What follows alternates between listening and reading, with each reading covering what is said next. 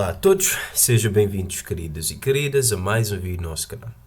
Antes de mais, para não perder nenhuma novidade, nunca se esqueçam de dar um like no vídeo, subscreverem e ativarem as notificações. O vídeo hoje começa também com mais um caso muito interessante do Sr. Miguel, um homem de 45 anos de idade, que deu entrar no serviço de emergência do Hospital Universitário de Coimbra, com uma dor epigástrica severa que irradiava para o dorso, acompanhado por episódios de vômitos e náusea, depois que ele voltou de uma festa no bar com os amigos. No exame físico do Sr. Miguel foi detectada uma zona epigástrica dura, a palpação, diminuição dos fluidos peristálticos e descoloração violácea da região periumbilical. A dor, segundo ele, alivia quando inclinava-se para a frente. A Ana, uma jovem de 29 anos de idade, também deu entrar no mesmo serviço com queixas de dor epigástrica abrupta que não irradiava e piorava depois das refeições. No exame físico foi detectada icterícia esclerótica e também tinha febre. Ambos os pacientes foram internados e receberam fluidoterapia. Foram pedidos exames de sangue que revelaram um aumento considerável da amilase e da lipase sérica, cerca de 3 vezes o normal. Esta aqui é uma imagem do Sr. Miguel e, como podem ver, aqui na região periumbilical tinha esta descoloração violácea. Pronto, agora que já vimos os casos, vou-vos dar um bocadinho de tempo para tentar descobrir o que é que está a passar com os nossos pacientes. Tic-tac, tic-tac, tic-tac. Bom, acabou o nosso tempo e o diagnóstico é... Roll the drum, please. Pancreatite aguda. Mas antes de falarmos da pancreatite em si, vamos fazer uma breve revisão do pâncreas, assim como é o nosso costume. Vamos começar pela anatomia. O pâncreas é um órgão ímpar retoperitoneal de cerca de 15 cm de dimensão e situado na região epigástrica do abdômen. Como podem ver neste corte aqui, temos aqui o pâncreas, que fica situado posteriormente ao estômago, na região retoperitoneal, relacionando-se com vários setores importantes, como o baço, a nível da cauda, a aorta abdominal, a veia cava inferior. Quanto à anatomia macroscópica, o pâncreas é basicamente organizado em processo sucinado, que tem relações importantes com os vasos mesentéricos, a cabeça, que é muito importante no contexto da pancreatite e do adenocarcinoma pancreático, por causar compressão e assim sinais de icterícia obstrutiva, mas vamos ver isso mais à frente, mantendo relações importantes com o ducto colérico, a segunda pressão do adeno e a ampola de Vater. Temos também o pescoço, o corpo e a cauda, que mantêm relações importantes com o baço. Quanto à histologia do pâncreas, como já tínhamos visto no vídeo anterior da diabetes, o pâncreas histologicamente pode ser dividido em 2 tipos de tecidos. Tem o tecido celular e o tecido suporte. O tecido celular tem 3 tipos principais de células, ou tecido, que é células acinares, células do ducto e células dos ileus de Langerhans, que são as células endócrinas. Mas neste vídeo vamos dar especial importância às células acinares e células do ducto, que têm funções exócrinas. As células acinares produzem enzimas digestivas, que vamos falar mais à frente, dando assim uma coloração mais acidófila, e as células do ducto revestem o ducto pancreático e secretam um fluido rico em bicarbonato para neutralizar o ácido do estômago. Daí terem uma cor mais basófila, devido ao fluido produzido. Aqui podemos ver as células de Langerhans e as células acidófilas, também chamadas células acinares. Aqui temos a cápsula fibrótica e os vasos sanguíneos do tecido conjuntivo de suporte. Quanto à fisiologia, nós já tínhamos visto que o pâncreas essencialmente tem 2 tipos de funções, o que torna um órgão muito interessante. Tem a função exócrina, que constitui cerca de 95% do parênquima pancreático, e a função endócrina, que constitui cerca de 5%. Mas vamos falar especialmente da função exócrina, onde, como tínhamos dito antes, o pâncreas produz cerca de 1,5 litros de enzimas digestivas alcalinas por dia. Entre eles temos a alfa-amilase, a lipase, as proteases e o tripsinogênio. Um ponto extremamente importante, principalmente no contexto da pancreatite aguda, é o seguinte: as células acinares produzem os zimógenos e o tripsinogênio. Ao contrário da amilase e da lipase, são produzidas na forma ativa, estes 2 não são produzidos na forma ativa, ou seja, são produzidos na forma inativa. e só ao entrar em contato com as enteropeptidases da mucosa duodenal é que são convertidas na forma ativa, onde os imógenos tornam-se as proteases e o tripsinogênio e a quimiotripsina, a intripsina e a quimiotripsina, atuando assim na degradação proteica. Isto é muito importante porque se estas enzimas forem produzidas na forma ativa dentro do parênquima pancreático, podem levar à autodigestão e assim à destruição do parênquima pancreático. Algumas considerações importantes no que diz respeito à pancreatite aguda, ou seja, vamos falar essencialmente da epidemiologia, ou seja, do impacto que a pancreatite tem a nível do mundo, na saúde pública, e também de algumas causas principais. Só nos Estados Unidos da América, a pancreatite aguda é uma das principais causas de internação ou internamento hospitalar por doenças gastrointestinais, com aproximadamente 300 mil visitas ao departamento de emergência a cada ano. 44 estudos relataram incidência temporal de pancreatite aguda, ou seja, um aumento de incidência temporal. E uma meta-análise, este aqui por acaso é um estudo muito interessante, a meta-análise fornece uma visão abrangente e tem mostrado que a incidência global de pancreatite aguda nos últimos 56 anos tem aumentado. Tudo isto vocês poderão verificar na bibliografia que ficará disponível logo abaixo do vídeo. Quanto à etiologia da pancreatite aguda. A pancreatite aguda, uma forma muito interessante de memorizar as principais causas, é usada mnemónica do inglês I get smashed. I get smashed. Onde o I representa a causa idiopática, ou seja, não sabe a causa primária.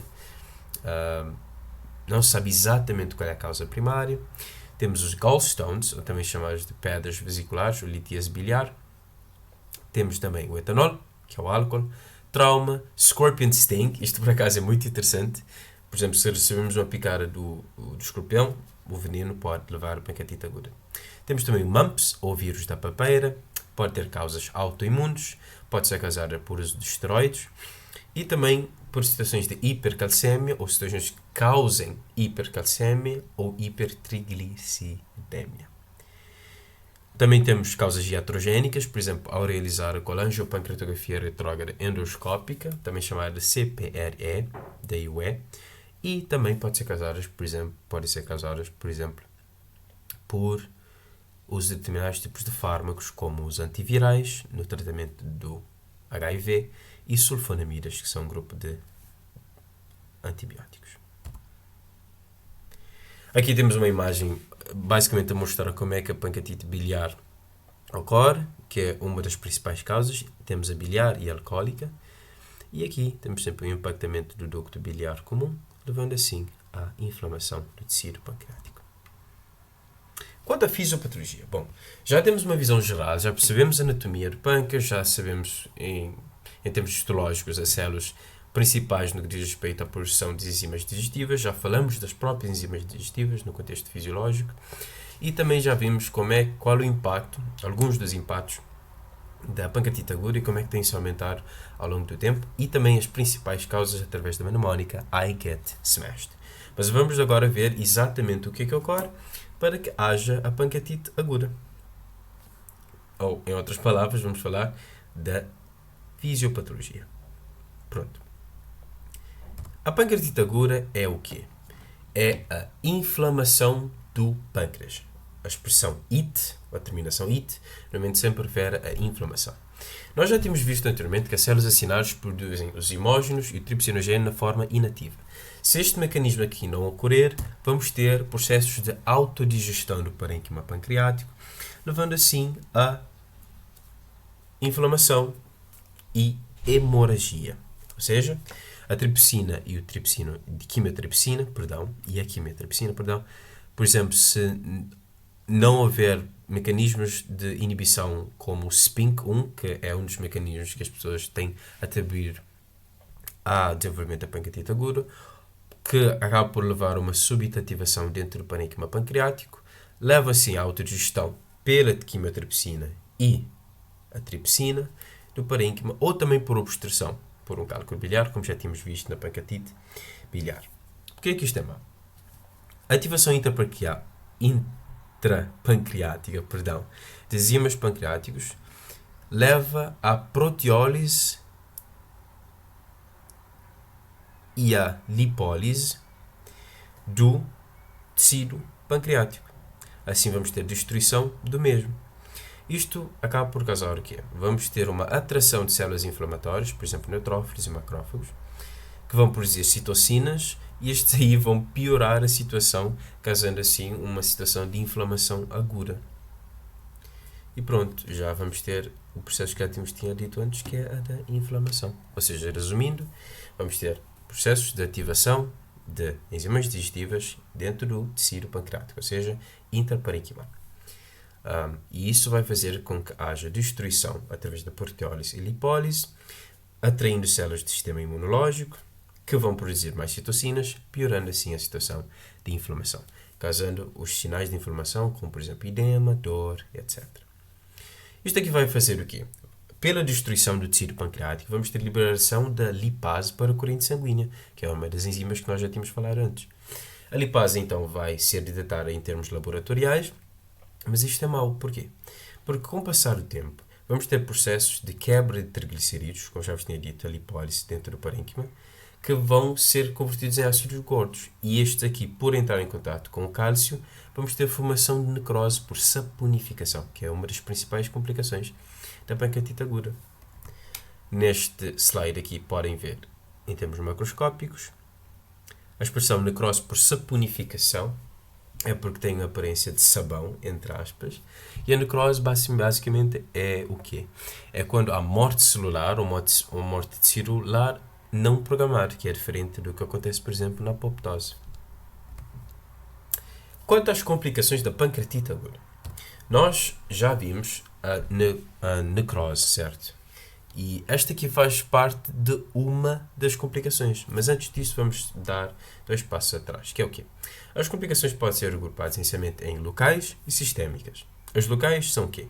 Tem a pancreatite necrotizante e o pseudocisto pancreático, e também podemos ter erosões dos vasos sanguíneos causando a hemorragia que já vos tinha dito anteriormente. A pancreatite necrotizante já vimos porque é que ocorre, essencialmente por interação dos ácidos gordos e o cálcio. E uma parte muito importante, uma nota, é o quê? Se houver uma superinfecção do parênquima necrotizante, vamos ter pancreatite necrotizante infectada, ou seja, ou infecciosa, que acaba por piorar a situação em termos, torna mais severo. Isto aqui constitui a base fisiopatológica, por exemplo, para algumas das complicações sistémicas, como por exemplo choque séptico e entre outros. Quanto ao pseudocisto pancreático, algumas semanas depois da pancreatite, vamos ter a formação de uma parede rica em fibrina e tecido granulado, que contém um líquido, dentro da parede vamos ter um fluido rico em enzimas pancreáticas, que pode até romper. Isto é muito mau. Porquê? Porque se romper, podemos ter situações de peritonite, ou seja, inflamação do tecido peritoneal. Quanto às complicações sistémicas, depois vamos ter choque séptico, já vos expliquei porquê. O CID, ou coagulação intravascular disseminada, que é uma complicação hematológica. Podemos também ter situações de falência respiratória e também de hipocalcémia. Isto é muito importante porque se lembra da fisiologia do tecido muscular, o cálcio é muito importante para as contrações musculares. Aqui podemos ver o TAC de um paciente com pancreatite aguda, onde podemos ver um tecido heterogêneo, diferente do pâncreas normal, mostrando sinais de inflamação como edema à volta do parênquima. Este aqui temos um pseudocisto pancreático. Vamos utilizar a ecografia no ataque, até porque a ecografia é um método ideal para observar líquidos. E pronto, vamos voltar aos nossos casos. O Sr. Miguel é um senhor que tem essencialmente pancreatite alcoólica, e isto podemos confirmar por os sintomas: a dor epigástrica que irradiava para o dorso, ou também chamada dor em cinturão, os vômitos, a náusea também, e também porque nós temos que veio de uma festa com os amigos do bar. Então pronto, já podemos fazer uma espécie de associação dedutiva que tem relações com o uso do álcool. Mas quanto à Ana, de 29 anos, já é diferente. Estamos a falar de uma pancreatite biliar. Porquê? porque temos sinais de icterícia obstrutiva. Logo, podemos assumir que a jovem de 29 anos, Ana, possa ter uma pancreatite biliar. Para confirmar a teoria, teríamos de fazer uma ecografia, neste contexto, para ver se havia ou não a presença de cálculos biliares. E pronto, este era o nosso vídeo de hoje. Agradecemos a todos pela vossa atenção e presença e não se esqueçam de dar o like no vídeo e ficaremos à vossa espera para o próximo vídeo. Tchau, tchau!